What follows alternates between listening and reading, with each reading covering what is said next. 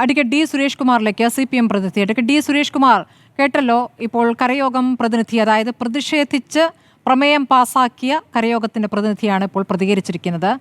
ആരാർക്കാണ് ഉറപ്പ് കൊടുത്തത്, ആരാരുടെ പിറകെയാണ് പോയിരിക്കുന്നത്, വ്യക്തതയില്ല. ഇനിയിപ്പോൾ സർക്കാർ എന്തെങ്കിലും ഉറപ്പ് നൽകി എന്ന് ജി സുകുമാരൻ നായർ പറയുമ്പോൾ ആ ഉറപ്പ് എന്താണെന്ന് പറയാൻ മന്ത്രി VN വാസവൻ തയ്യാറാകുന്നുമില്ല. എന്താണ് ഇത്ര രഹസ്യാത്മകത?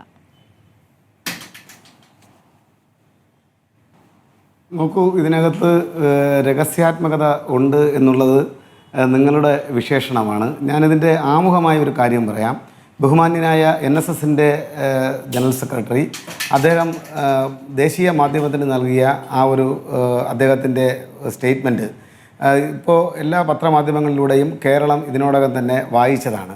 അദ്ദേഹം അതിനകത്ത് 4 കാര്യങ്ങൾ അടിവരയിട്ട് അർത്ഥശങ്കക്കിടയില്ലാത്ത വിധം പറഞ്ഞിട്ടുണ്ട്. അതിലൊന്ന്, ഇന്ത്യൻ നാഷണൽ കോൺഗ്രസ് എന്ന് പറയുന്ന കേരളത്തിലും ഇന്ത്യയിലും ഉത്തരവാദിത്തമുള്ളൊരു രാഷ്ട്രീയ പ്രസ്ഥാനത്തിൻ്റെ ഈ വിഷയത്തിലെ ഇരട്ടത്താപ്പിനെ സംബന്ധിച്ചാണ്.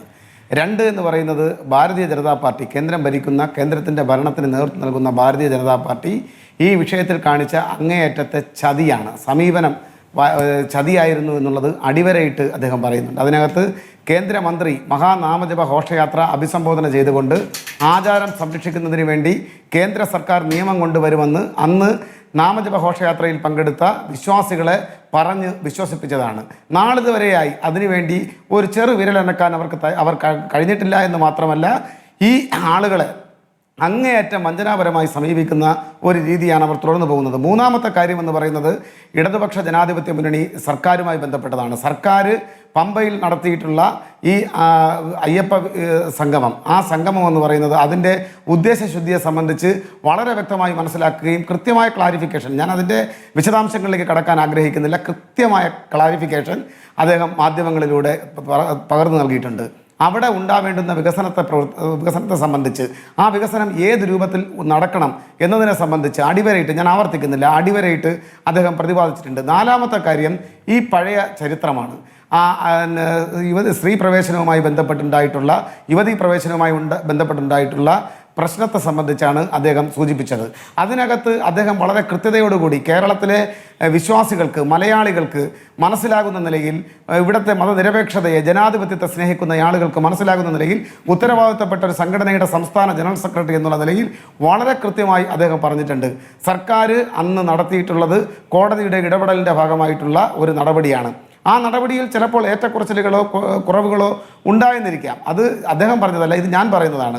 ആ കുറവുകൾ പരിഹരിക്കുന്നതിന് വേണ്ടിയിട്ടുള്ള ഇടപെടൽ കൂടെ ഗവൺമെൻറ് നടത്തി മുന്നോട്ട് പോവുകയാണ്. ഇപ്പോൾ ഏറ്റവും അവസാനം വന്നൊരു സ്റ്റേറ്റ്മെൻ്റ് ഉണ്ട്. ആ സ്റ്റേറ്റ്മെൻറ്റ് എന്ന് പറയുന്നത് മുൻ കേന്ദ്രമന്ത്രി ശ്രീ V മുരളീധരൻ്റെതാണ്.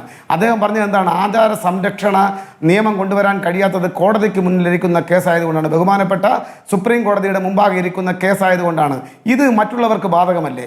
BJPക്ക് തരാതരം പോലെ, BJPക്കും BJPയുടെ നേതാക്കന്മാർക്കും തരാതരം പോലെ ഉപയോഗിക്കാൻ കഴിയുന്ന ഒന്നാണോ കോടതി മുമ്പാകെ ഇരിക്കുന്ന കേസാണെന്ന് പറയുന്നത്? അങ്ങോട്ട് ചില കാര്യങ്ങൾ ചോദിക്കട്ടെ. അങ്ങ് ഇപ്പോൾ ഈ ഇന്ത്യൻ എക്സ്പ്രസിന് കൊടുത്ത അഭിമുഖത്തിലെ അങ്ങേക്ക് താല്പര്യമുള്ള ഭാഗം മാത്രം ഉദ്ധരിക്കുകയാണ് ചെയ്തിരിക്കുന്നത്. ഈ പറഞ്ഞതുപോലെ കോൺഗ്രസിനെ വിമർശിച്ചിട്ടുണ്ട്, BJP വിമർശിച്ചിട്ടുണ്ട്, ശരിയാണ്.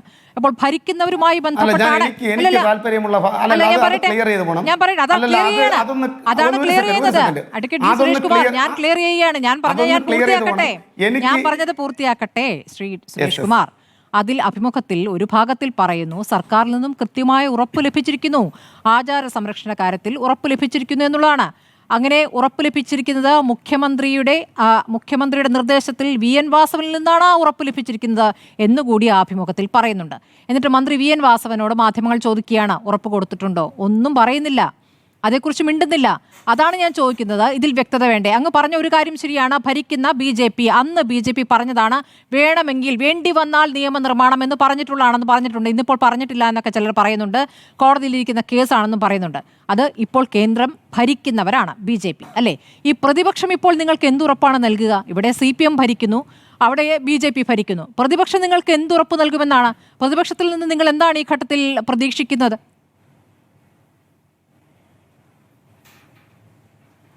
പ്രതിപക്ഷത്തിൽ നിന്നും ഞങ്ങൾ പ്രതീക്ഷിക്കുന്നത് കേരളത്തിൻ്റെ മതനിരപേക്ഷതയെ തകർക്കുന്ന ഒരു സമീപനത്തിന് കൂട്ടുനിൽക്കുന്ന രീതി ഉത്തരവാദിത്തപ്പെട്ട പ്രതിപക്ഷത്തിൻ്റെ ഭാഗത്തു നിന്ന് ഉണ്ടാകാൻ പാടില്ല. നാവെടുത്താൽ കേരളത്തിൻ്റെ മതനിരപേക്ഷതയെക്കുറിച്ച്, വർഗീയതയ്ക്കെതിരായി നിരന്തരം പ്രസംഗിക്കുന്ന കേരളത്തിൻ്റെ പ്രതിപക്ഷ നേതാവ് ഒരു ജനപ്രതിനിധി എന്നുള്ള പ്രാഥമികമായ മര്യാദ പോലും മറന്നുകൊണ്ടാണ് പല ഘട്ടങ്ങളിലും അദ്ദേഹം ഇടപെടുന്നത്. ഉത്തരവാദിത്തപ്പെട്ട ഒരു ജനപ്രതിനിധി എന്നുള്ള നിലയിൽ ഞാൻ ഒരൊറ്റ ചോദ്യം ചോദിക്കട്ടെ. കേരളത്തിൻ്റെ പ്രതിപക്ഷ നേതാവ് ജനഹിതമനുസരിച്ച് പെരുമാറേണ്ടുന്ന, വിനയാന്വിതനായി പെരുമാറേണ്ടുന്ന ഒരു ജനപ്രതിനിധിയല്ലേ? രാഷ്ട്രീയം എന്തുമായിക്കൊള്ളട്ടെ, ദേവസ്വം ബോർഡ് പ്രസിഡന്റ് ഇത്തരത്തിലൊരു പരിപാടിയുമായി ബന്ധപ്പെട്ട് അദ്ദേഹത്തിൻ്റെ വസതിയിൽ, അവിടെയാണ് ആ വരിക്ക് അടിവര, അദ്ദേഹത്തിൻ്റെ വസതിയിൽ ചെന്ന് അദ്ദേഹത്തെ ക്ഷണിക്കാൻ വേണ്ടി പോകുമ്പോൾ അദ്ദേഹം മുഖം തിരിഞ്ഞു നിൽക്കുന്നത് ഏത് സംസ്കാരമാണ്? ഈ സന്ദേശം എന്താണ് കേരളത്തിൻ്റെ പൊതുസമൂഹത്തിന് നൽകുന്നത്? അതിനെക്കുറിച്ച് ഏതെങ്കിലും രൂപത്തിലൊരു വിമർശനം ഉന്നയിക്കാൻ ആരെങ്കിലും തയ്യാറായാൽ എനിക്ക് തോന്നുന്നു NSSൻ്റെ ബഹുമാനപ്പെട്ട ജനറൽ സെക്രട്ടറി അടക്കമുള്ള ആളുകൾ ആ ഒരു പ്രവൃത്തി അങ്ങേയറ്റം നിശിതമായി അവരുൾപ്പെടെയുള്ള ആളുകൾ വിമർശിച്ചിട്ടുണ്ട് എന്നാണ് ഞാൻ മനസ്സിലാക്കുന്നത്. അല്ല, അങ്ങനെയൊന്നും സുവർദാർ പറഞ്ഞിട്ടില്ല. കോൺഗ്രസ് വരാത്തതിനെ കുറിച്ചൊന്നും പറഞ്ഞിട്ടില്ല. തങ്ങൾ എന്തുകൊണ്ട് സഹകരിക്കുന്നു എന്നുള്ള കാര്യം NSS ജനറൽ സെക്രട്ടറി പറയുന്നു. രണ്ടാമത്തെ കാര്യം, പിണറായി സർക്കാരിന് 3ാം വട്ടം വരാൻ അവിടേക്ക് പ്രതിപക്ഷം വരേണ്ട കാര്യമില്ലല്ലോ. എനിക്ക് വ്യക്തത വേണ്ട കാര്യം ഞാൻ ഒന്നുകൂടി അങ്ങോട്ട് ആവർത്തിച്ച് ചോദിക്കുകയാണ്. ഇന്നിപ്പോൾ പാർട്ടി സെക്രട്ടറിയുടെ പ്രതികരണം, യുവതീ പ്രവേശത്തിലുള്ള അടക്കമുള്ള മാറ്റം സ്വാധീനിച്ചിട്ടുണ്ടെന്ന് ചോദിക്കുമ്പോൾ ആവശ്യമില്ലാത്ത ചർച്ചയിലേക്ക് പോകേണ്ടതില്ല. അപ്പോൾ നിങ്ങൾക്ക് ആവശ്യമുള്ളപ്പോൾ അത് ചർച്ച ചെയ്യാം, നിങ്ങൾക്ക് ആവശ്യമില്ലാത്തപ്പോൾ അതിൽ ചർച്ചയേ പാടില്ല. ഇതെന്ത് ജനാധിപത്യമാണ്? ആർക്കാവശ്യമില്ലാത്തതാണ്? അല്ല, അത്തരം ആവശ്യമില്ലാത്ത ചർച്ചയെന്നല്ല സൂചിപ്പിച്ചത്. ഈ ബഹുമാനപ്പെട്ട മുൻ കേന്ദ്രമന്ത്രി ഇവിടെ സൂചിപ്പിച്ച വരികൾക്ക് വളരെയേറെ പ്രസക്തിയുണ്ട്. അത് എനിക്കുണ്ട്, ബഹുമാനപ്പെട്ട ആങ്കർക്കുണ്ട്, ചർച്ചയിൽ പങ്കെടുക്കുന്നവർക്കുണ്ട്. ഞാൻ MV ഗോവിന്ദന്റെ ഇന്നത്തെ പ്രതികരണത്തെ കുറിച്ചാണ് അങ്ങയോട് ചോദിക്കുന്നത്. അങ്ങയോടുള്ള ചോദ്യം ഞാൻ BJPയോട് ചോദിക്കാനുള്ള BJPയോട് ചോദിച്ചോളാം. സുരേഷ് കുമാർ, അങ്ങ് MV ഗോവിന്ദന്റെ പ്രതികരണത്തിൽ ഒരു വിശദീകരണം നൽകൂ. നിങ്ങൾ പാർട്ടിയുടെ കാര്യത്തിൽ വ്യക്തത വരുത്തൂ, ഇടത് സർക്കാരിന്റെ കാര്യത്തിൽ വ്യക്തത വരുത്തൂ. യുവതീ പ്രവേശവുമായി ബന്ധപ്പെട്ട് നിങ്ങൾ എടുക്കുന്ന നിലപാട് എന്താണ്? അത് പഴയ ചരിത്രമാണെന്ന് പറയുന്നു. കഴിഞ്ഞു പോയതിൽ പോസ്റ്റ്മോർട്ടത്തിനില്ല എന്ന് പറയുമ്പോഴും അത് അടഞ്ഞ അധ്യായമാണെന്ന് കരുതുകയും വേണ്ട എന്ന് പറയുകയാണ്. അപ്പോൾ എന്താണ് നിങ്ങളുടെ നിലപാട്? അതൊന്ന് പച്ചമലയാളത്തിൽ പറഞ്ഞാൽ പോരെ? മാറ്റമില്ലാതെ മാറ്റത്തിന് മാത്രമാണെന്നൊക്കെയാണോ പറയുക ഒരു ചോദ്യം ചോദിക്കുമ്പോൾ? ആ ചരിത്രത്തെ സംബന്ധിച്ച് വളരെ വ്യക്തമായി അറിയാവുന്നയാളാണ് ബഹുമാനപ്പെട്ട ആങ്കർ എന്നുള്ള കാര്യത്തിൽ എനിക്കറിയില്ല. അതിങ്ങനെ ഫ്രീസറിൽ വെച്ചിരിക്കുന്നു. നിങ്ങളുടെ നിലപാട് എന്താണ്? ആത്യന്തികമായി സ്ത്രീ പ്രവേശ വിധിയോടുള്ള ഇപ്പോഴത്തെ പിണറായി സർക്കാരിന്റെ നിലപാട് എന്താണ്? അത് നടപ്പാക്കില്ല എന്നാണോ? അല്ലല്ല, ബഹുമാനപ്പെട്ട കോടതിയിൽ ഞങ്ങൾ കൊടുത്തൊരു സ്റ്റേറ്റ്മെന്റ് ഉണ്ട്. ആ സ്റ്റേറ്റ്മെന്റിൽ ഞങ്ങൾ പറഞ്ഞിരിക്കുന്നത് ഹിന്ദുമത വിചക്ഷണന്മാരുമായി കൂടിയാലോചിച്ച് ഏത് രൂപത്തിലുള്ള നിലപാട് കോടതി സ്വീകരിച്ചാലും ആ നിലപാടിനൊപ്പമേ ഒരു ഭരണഘടനയിൽ തൊട്ട് സത്യം ചെയ്ത് അധികാരത്തിൽ വരുന്ന ഒരു ഗവൺമെന്റിന് അതിനനുസരിച്ച് പ്രവർത്തിക്കാൻ സാധിക്കുകയുള്ളൂ.